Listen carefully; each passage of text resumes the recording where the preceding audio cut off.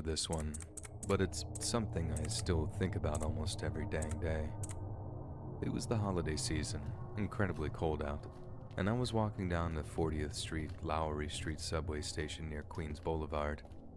I can't remember exactly where I was going at the time. I think I was on my way home from work, but I'm not sure if I actually worked a shift or if I just stopped by to pick up in advance, but either way, I'm basically in a world of my own, mulling over my financial troubles as I push through the ticket barrier and find a place to sit. Then, some person gets my attention, but only in that New York way where you don't ever look directly at the thing, you just observe it carefully out of your peripheral vision. This young-looking Latina lady, wearing a blue, white, and gray jacket, was pacing up and down the platform and, muttering to herself. It sounds cynical, I know, but when you grow up in NYC, you learn to live with stuff like that. You learn to just shrug it off and say, "It's none of my business," before moving on. But sometimes you don't get to just look away and pretend it isn't happening, because that craziness, those damaged people, they make it your business. So like I said, the Hispanic girl is walking up and down, occasionally sitting down and then getting up again all erratically, and all the while, all the other passengers are just pretending like it's not happening. And then we hear the telltale sign of a train coming down the tunnel. So, just like usual, all the people taking it gradually stand up and make their way towards the edge of the platform. I remember seeing this one dude.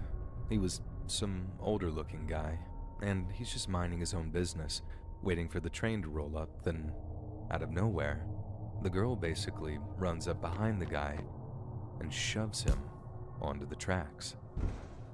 The sound the crowd made is something that'll definitely stick with me for the rest of my life. You don't forget real terror like that when you hear it. But the messed up thing is, although they were screaming, no one actually did anything to help.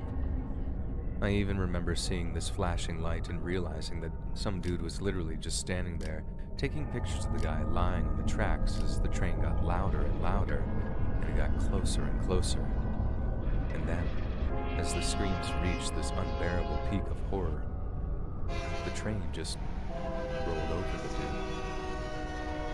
dude. I remember looking around and seeing the girl that had pushed him bolting up the stairs, trying to get as far away from the scene as she could. People were still screaming, only now some were crying while others followed the pusher up the stairs to either chase her or rushing the payphones to call 911.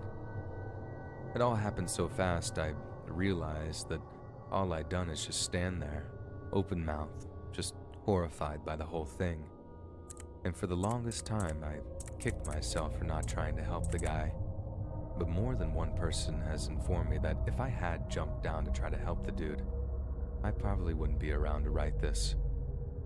I know the pusher was caught, as I followed the story for a while after, but I can't remember if they were charged with murder or just ended up getting locked up in Bellevue or something, because as sure as eggs is eggs, that girl was Ubats. Taking the subway got real stressful for a long time after, but thankfully, a lot of people were just as scared as I was, and I didn't have to suffer through the anxiety of watching people go too near the edge. They made sure not to all their own. Time went by and hysteria about subway pushers kind of faded, but every so often it still happens. In fact, it happened again just last month. Again, it was a woman from Queens that was arrested. Apparently, she never spoke to the guy she pushed, just picked someone at random and almost killed the guy. Hearing about other pushers just brings all that fear right back to me. One minute you're standing there minding your own business, just waiting for the frickin' subway, and the next, there's nothing. Life can end that suddenly, all because some psycho decided you had to die. Some psycho you never met before in your life. The fact that people out there exist, and there are a lot of them, that's the thing that scares me the most in the world, and why I never get up for a train before it comes to a complete stop.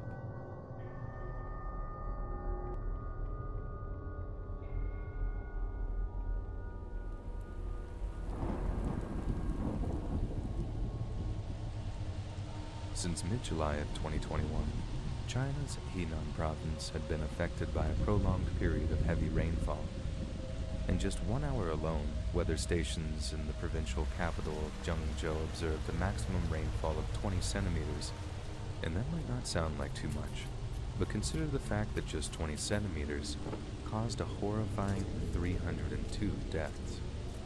The flooding has affected a whopping 9.3 million people, and with over 800,000 of them requiring emergency evacuation.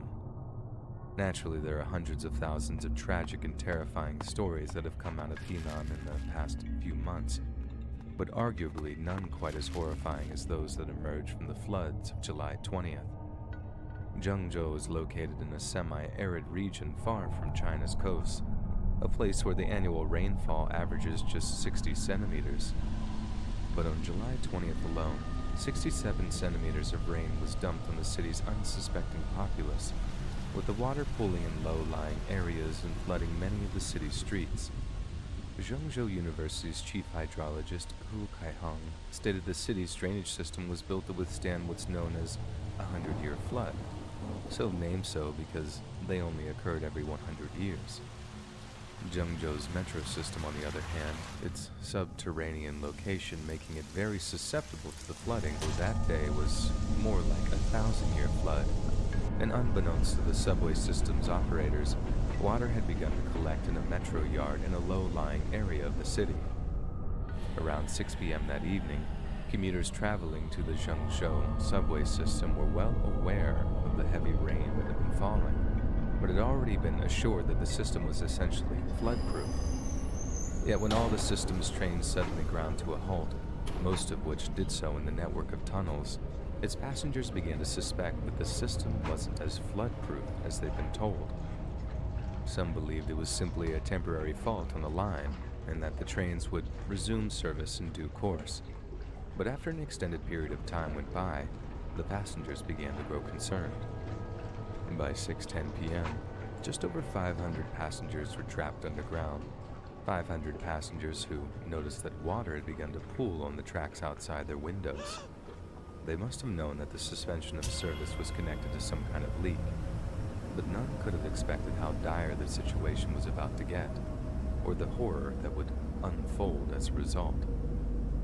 Slowly but surely, over the course of the next hour or so, the water levels outside the subway trains grew higher and higher. Cell phone videos of the incident illustrate the elevating levels of concern as anxious humming grows into a crescendo of terrified cries when the waterline reaches the windows of the train's sliding doors. By that point, water had begun to leak into the train carriages themselves, and terrified passengers found themselves having to stand on the seats in order to avoid the still rising waters. By the point that it became too hard to breathe in the train carriages, the passengers knew they had to fight for their lives, and they began to break out of the trains and swim for safety. Many described the terror that they felt as they swam harder and faster than ever before, dreading the moment the water line slipped over their heads and only a lungful of oxygen would separate them from a painful death by drowning. We can only imagine their relief as they emerged at the metro system's various stations, wading their way through waist and chest-high waters as the sheer scale of the disaster became evident to them. Elsewhere in the central Chinese city, almost 100 children had to be rescued from a flooded nursery school, with Chinese state media airing footage of them being floated out in plastic tubs given to them by rescue workers. The first affiliated hospital of Zhengzhou also briefly lost power at one point, which naturally made dealing with the flood casualties extremely difficult. However, Chinese authorities were quick to add that power was restored to the hospital within just a few hours, and that the blackout didn't contribute to any of the deaths that day. The floods were such a catastrophe that an entire battalion of the Chinese People's Liberation Army was mobilized after a 20-meter breach emerged from the Luoyang city dam. PLA High Command was apparently told that the dam could collapse at any time, and if it had, it's estimated that the breach would cause tens of thousands of flood-related deaths. Thankfully, the dam held, but for a while, Chinese social media was aflame with horrifying statuses posted by terrified flood victims. We don't know how to swim, The whole village is about to be washed away, one person wrote, as the ruination of entire families was documented, each in less than 140 characters. Out of the 500 passengers that were trapped underground that evening, it seems a miracle that only 12 people lost their lives. But those are 12 poor souls who still should be with us today. And although we can argue back and forth on the cause of such dramatic rainfall, questions must be asked when the integrity of the city's public transport system fails so spectacularly and with such fatal results.